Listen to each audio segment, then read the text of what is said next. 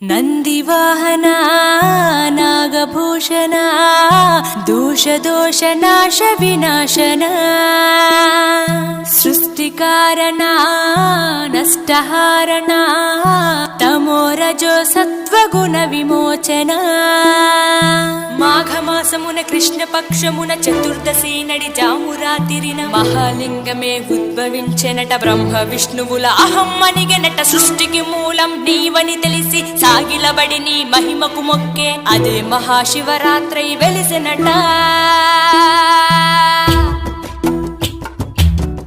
అరే ఓ జంగమా విభూది లింగమా పక్కన పార్వతమ్మ తలపై గంగమ్మ.